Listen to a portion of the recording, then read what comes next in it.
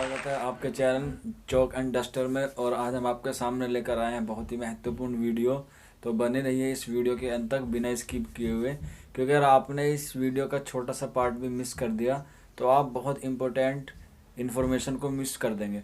तो आज हम बात करेंगे JNU के MA जर्मन कोर्स के बारे में। उसकी पूरी डिटेल आपको इस वीडियो में मिलेगी। उसमें कितनी सीट होती है, उसका सिलेबस, उसकी फ़ीस, यानी कि पूरी प्रक्रिया इस वीडियो में आपको मिलेगी। तो चलिए दोस्तों, शुरू करते हैं आज का topic JNU MA foreign language के जर्मन कोर्स के बारे में।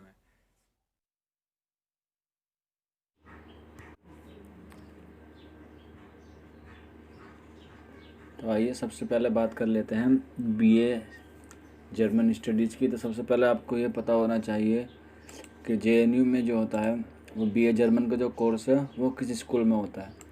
तो जैसा आपको मालूम होगा कि JNU में कैंपस के साथ साथ कोर्स भी होते हैं। और कोर्स कहाँ होते हैं? स्कूल में होते हैं। कि JNU का अपना एक अलग से स्कूल होता है हर चीज़ का। तो जो BA जर्मन का कोर्स आता है वो स्कूल ऑफ लैंग्वेज लिटरेचर और कल्चर स्टडीज़ में आता है। इसको शॉर्ट फॉर्म में SL कहते हैं या CIL कहते हैं। तो आज इस वीडियो में हम बात करेंगे सेंटर ऑफ जर्मन स्टडीज़ की, जो स्कूल ऑफ लैंग्वेज लिटरेचर और कल्चर स्टडीज़ में आता है। तो इसमें जर्मन स्टडीज़ में 4 कोर्स हैं: PhD in German, MPhil in German, MA in German literature, translation and interpretation, और BA honours first year in German. तो आज हम इन चारों के बारे में आपको पूरी डिटेल देंगे। तो सबसे पहले बात कर लेते हैं हम BA की।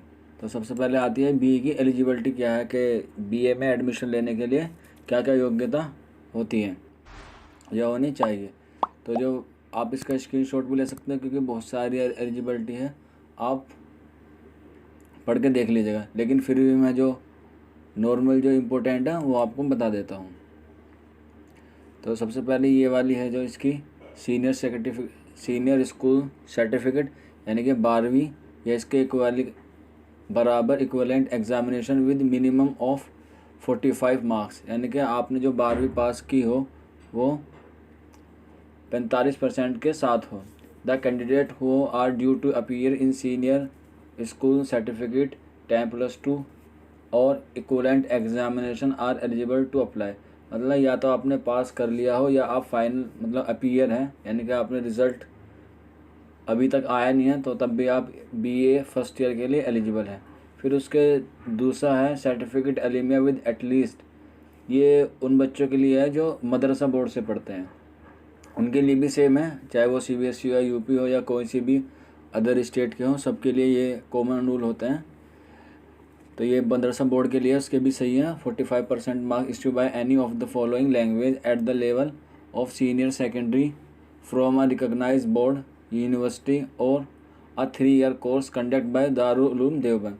तो ये उन बच्चों के लिए है जो दारुल उलूम देवबंद से पढ़ते हैं या मदरसा बोर्ड से पढ़ते हैं, उनके लिए एलिजिबिलिटी है। आप इसका स्क्रीनशॉट ले सकते हैं BA फर्स्ट ईयर का। ठीक है दोस्तों, तो आइए, क्योंकि अगर जब मैं पूरा आपको बताने लगा तो शाम हो जाएगी और वीडियो बहुत लंबी हो जाएगी, तो इसलिए मैं आपको बता रहा हूँ जो मेन है। ये इसकी एलिजिबिलिटी है BA फर्स्ट ईयर की। अब बात कर लेते हैं मास्टर ऑफ आर्ट्स यानी कि MA की, कि MA में एडमिशन लेने के लिए क्या एलिजिबिलिटी होनी चाहिए। तो MA में जर्मन स्टडीज़ में एडमिशन लेने के लिए आपके पास bachelor degree in any discipline under 10+2+3, यानी कि 12वीं और फिर 3 साल की कोई ग्रेजुएशन होनी चाहिए। Pattern of education with at least 50% marks with adequate proficiency in, मतलब कि आपकी जो ग्रेजुएशन है वो 50% से आप 50% होनी चाहिए। जैसे 12वीं में 45% थी, 45%, ऐसे ही आपके पास ग्रेजुएशन में कितनी होनी चाहिए? 50% होनी चाहिए। ठीक है दोस्तों, तो आप बढ़ते हैं MPhil की तरफ। तो MPhil की जो एलिजिबिलिटी है वो master degree in the concern language / subject with at least 55% marks, यानी कि जैसे ग्रेजुएशन में 45, MA में 50 और MPhil में कितनी चाहिए? 55%। रिलैक्सन मतलब जो रिजर्वेशन है वो SC ST OBC का, वो नॉन क्रीमी लेयर वालों के लिए है, जो UGC ने 2016 में हुई थी, उसके अकॉर्डिंग आपको रिलैक्सन मिल जाएगा MPhil में। और जो PG होल्डर होते हैं आयुष के, जो इस रिलेटेड सब्जेक्ट मतलब जर्मन से होते हैं वो भी इस चीज़ के लिए अवेलेबल होते हैं एमफिल के लिए। ठीक है दोस्तों, तो और अब बात करते हैं इसकी पीएचडी की, कि जो पीएचडी में जो क्या क्या एलिजिबिलिटी होनी चाहिए। तो पीएचडी जो है वो हाईएस्ट क्लास होती है किसी भी कोर्स की। तो आज हम जर्मन की बात कर रहे हैं, तो इसकी एलिजिबिलिटी ये है जो इसमें लिख रखी है, लेकिन मैं आपको फिर भी सजेशन दूँगा कि ये जो एलिजिबिलिटी है आप यहाँ से भी हैं, लेकिन ये पूरी वेरीफाई है। लेकिन अगर आपको इसके बारे में और डिटेल से जानना है तो आप www.jnu.ac.in पे जाइए, या फिर उसका ई प्रोस्पेक्टर आप डाउनलोड कर लीजिए, जिसका लिंक मैं आपको डिस्क्रिप्शन में दे दूँगा, ये वाला। ठीक है दोस्तों, तो आप पढ़ लीजिएगा इसको पूरी अच्छी तरीके से, क्योंकि अगर जो पढ़ने लगा तो बहुत लंबा टाइम खिंच जाएगा। इसलिए मैं चाहता हूँ कि वीडियो छोटी बन जाए और आपको सब चीज़ समझ में आ जाए। ठीक है, तो ये पीएचडी की एलिजिबिलिटी है, आप पढ़ लीजिए। मतलब इसमें भी यही नहीं है कि आपको 55% मार्क्स ही चाहिए कि आपके क्या, क्योंकि इसकी जो मेरिट होती है वो अलग हिसाब से बनती है। मेरिट के बारे में भी हम आपको अभी बताया गया। आप बने रहिए हमारी इस वीडियो के साथ। अगर जो आपके मन में कोई सवाल है तो आप हमें कमेंट बॉक्स में पूछ सकते हैं। ठीक है दोस्तों, तो अब ये बात करते हैं कि जेएनयू में एक तरीके से अलग होता है, एक अलग प्रोसेस है अदर यूनिवर्सिटी से, कि इसमें जो पिछड़े वाले इलाके होते हैं उन बच्चों के लिए अलग से जेएनयू वाले कुछ मार्क्स देते हैं, चाहे वो यूजी में हो चाहे वो पीजी में हो। तो उसके लिए आपको मैं सजेस्ट करूँगा कि आप ये टाइम टेबल देख लीजिए कि Q1 और Q2 का क्या है, कि आपको कितने मार्क्स मिलेंगे अप्लाइड। मान लीजिए कि आपने क्वांटाइल 1 मार्क्स वाला है, तो प्रोग्राम ऑफ स्टडी अप्लाइड मतलब आपने अगर जो यूजी में किया है या आपने 12th और 10th की जो है वो आपको 6 मार्क्स मिलेगी मैक्सिमम। और अगर आपने पीजी में किया है तो आपको 10th और 12th में 3 और यूजी के 3 मिलेंगे। ठीक है दोस्तों, अब क्वारंटाइन मार्क्स 2 इसमें भी सेम है। इसमें यूजी में आपको 4% मिलेंगे, मतलब 4 मार्क्स मिलेंगे, पीजी में 2 मिलेंगे। लेकिन अब ये क्वारंटाइन मार्क्स 1 और क्वारंटाइन 2 मार्क्स क्या है, इसके लिए आपको पूरी तरीके से जेएनयू का प्रोस्पेक्टर पढ़ना पड़ेगा। आपको देखना पड़ेगा कि आपका जो डिस्ट्रिक्ट है वो जेएनयू ने जो एनसीआर की या क्वारंटाइन डिस्ट्रिक्ट की जो लिस्ट जारी की है उसमें आपका नाम है या नहीं है। क्योंकि ये ऐसा होता है, मान लीजिए आपके मेरिट में या एग्ज़ाम में आपके 70% मार्क्स आए तो आपको ये वाले मार्क्स भी मिलेंगे अगर जो आपका जो डिस्ट्रिक्ट है या स्टेट है वो उसमें क्वारंटाइन लिस्ट में आपका नाम आ रहा होगा। तो आप उसमें अपना चेक कर लीजिए, जैसे मैंने अभी पहले बताया था। उसको चेक करने के लिए आपको जेएनयू के वेबसाइट www.jnu.ac.in पे जाना होगा, या आप उसका प्रोस्पेक्टर भी डाउनलोड कर सकते हैं। ये एक बहुत ही बेनिफिट है। आइए अगले कोर्स की अगली जानकारी की तरफ बढ़ते हैं। अभी बात कर लेते हैं जेएनयू का जो फीस स्ट्रक्चर है। तो जैसे कि कुछ को पता है, आप इसको देख लीजिए कि आप कौन सी भी क्लास में करना चाहते हैं। आप पीएचडी में हैं, एमफिल में, एमटेक में है, एमएच में है, या MA, MSc, BSc, BA honours में है, एमसीए या बीए में है। तो डिप्लोमा कोर्स की भी है, ये सारी आपकी डिटेल है। आप इसको देख लीजिए आप अपनी कौन सी क्लास में, आप एमए में है, जर्मन में, सबकी सेम ही होती है। चाहे आप जर्मन हो, रशियन हो, फ्रेंच हो, किसी भी लैंग्वेज में आप ले रहे हैं, या आप एमए में, पीएचडी में, एमफिल में या बीए में हैं, सबकी नॉर्मली सेम ही होती है। जैसा आपको पता होगा कि जेएनयू जो है वो एक गवर्नमेंट संस्था है, तो इसकी और कॉलेज से फ़ीस जो है वो बहुत सस्ती होती है। ठीक है, तो आप इससे एक अनुमान लगा सकते हैं। पूरा जो भी इन्फॉर्मेशन है वो एकदम वेरीफाई है, आपको बिल्कुल सही न्यूज़ मिलेगी, सही इन्फॉर्मेशन मिलेगी। ठीक है दोस्तों, अब बात कर लेंगे आगे कि जेएनयू में कितनी सीटें होती हैं और किस क्लास में।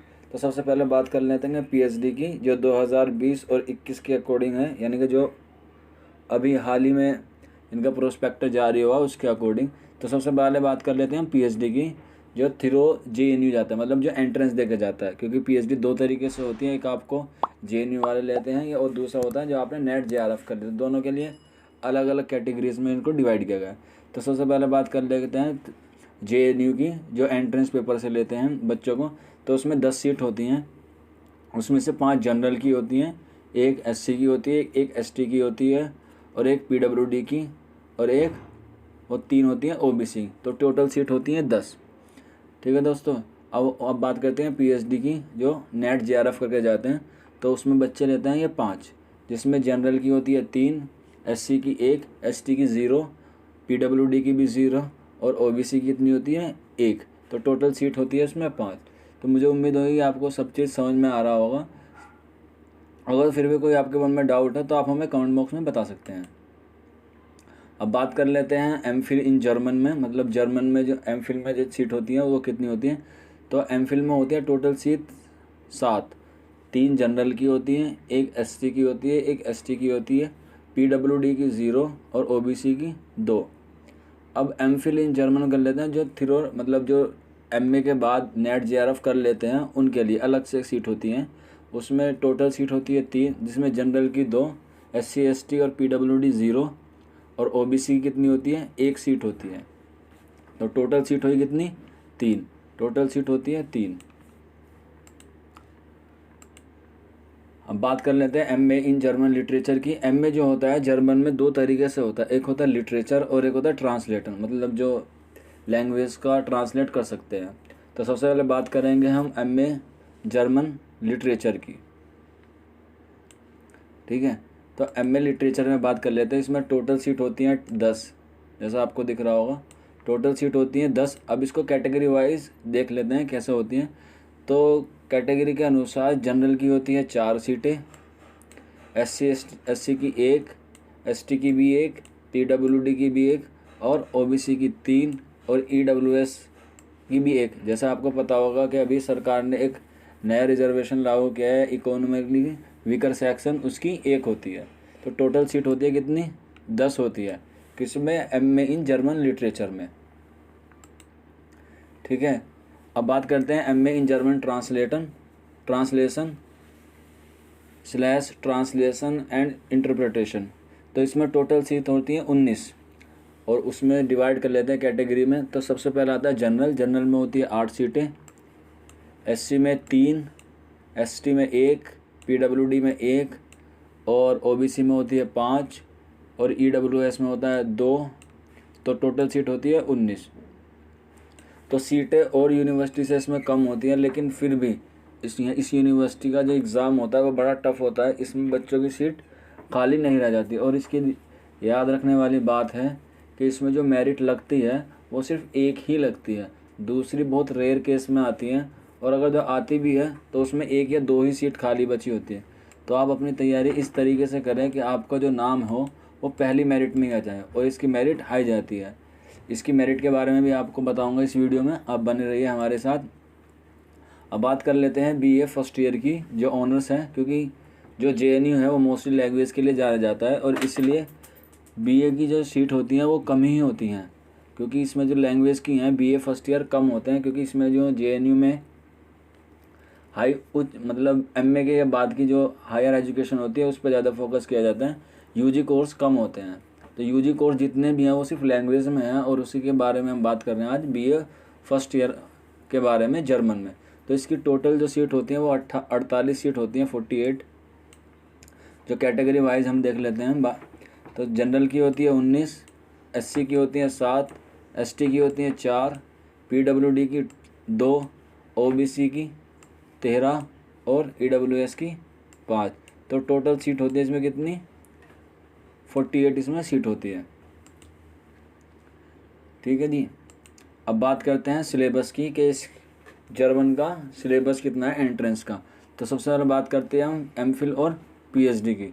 तो जर्मन लिटरेचर का जो कोड होते हैं 126 और 854। तो जो एक कॉमन ऑल स्ट्रीम होता है इसके अलग अलग कैटेगरीज में डिवाइड होता है। तो सबसे पहले बात कर लेते हैं रिसर्च मैथोलॉजी, फिर दूसरा आता है रिसर्च इंटरेस्ट और फिर तीसरा रिसर्च प्रपोजल, फिर दूसरा है particular stream German literature, German linguistic, translator German history, dedication German as a foreign language. ये हुआ एमफिल और पीएचडी का, ये जितना भी है ये पूरा सिलेबस है। आप फिर भी इसका एक बार सिलेबस पढ़ लें अच्छे से और जो भी आपको लगे बुक उसको पढ़ें, क्योंकि मार्केट में इस हिसाब से बहुत सारी बुकें होती हैं। तो जौन सी आपको अच्छी लगे आप उसे ख़रीद के मेहनत कीजिए। अब बात करते हैं मास्टर ऑफ आर्ट्स की। जैसे मैंने पहले ही बताया कि मास्टर ऑफ आर्ट्स दो तरीके से होता है।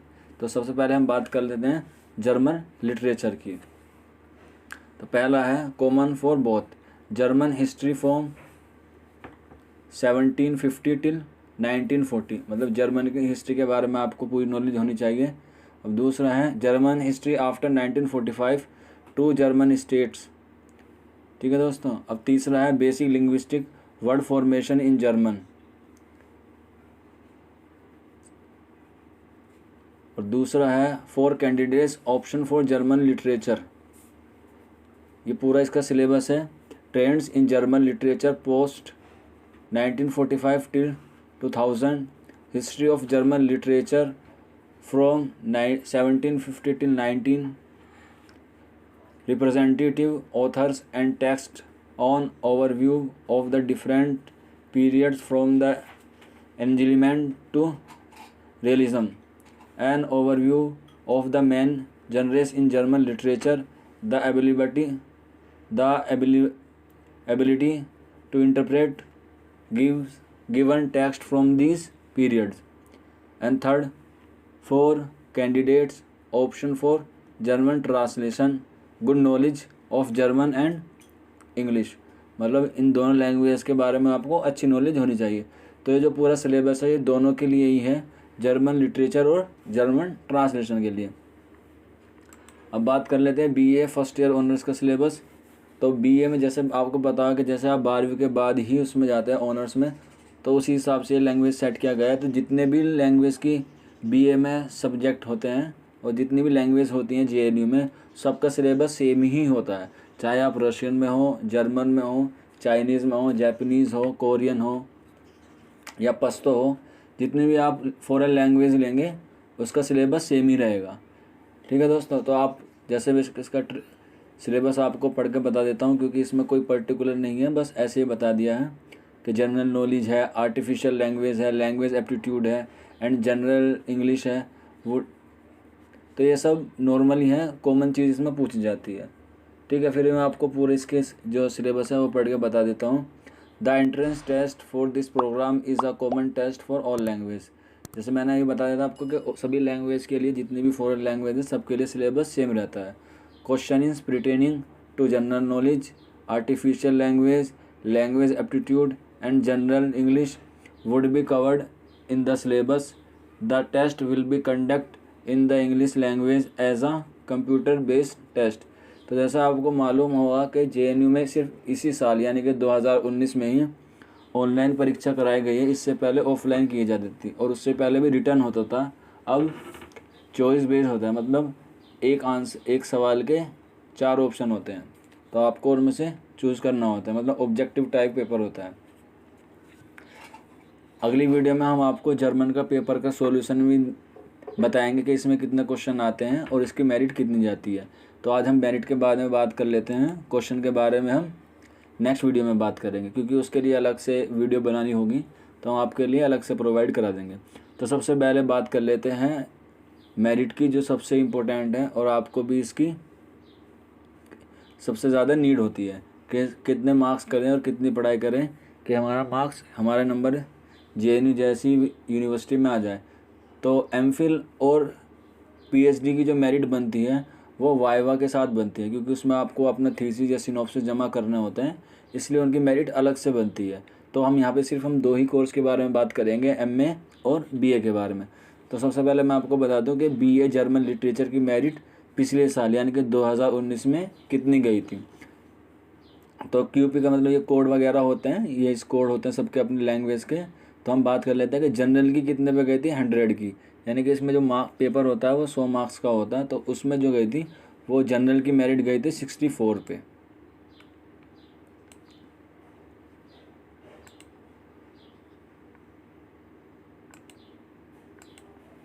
जनरल की मेरिट गई है 64 पे। जर्मन लिटरेचर की बात कर रहे हैं, जर्मन की गई है 64 पे और एससी की गई है 49 पे। एसटी की कोई मेरिट नहीं है, क्योंकि हो सकता है कि एसटी का कोई भी कैंडिडेट उस मेरिट में सफल ना हो पाया हो या उसकी मेरिट लगी ना हो। और ओबीसी की है 36 पे और EWS की 41 पे। अब बात कर लेते हैं जर्मन ट्रांसलेशन एंड इंटरप्रिटेशन की। तो इसमें जो मेरिट लगी थी वो जनरल वालों की लगी है 53, SC वालों की लगी है 27 और ST के लिए लगी है 33 और OBC के लिए 40, PH के लिए कोई मेरिट नहीं है और EWS के लिए 44। बात कर लेते हैं BA ऑनर्स फर्स्ट ईयर की।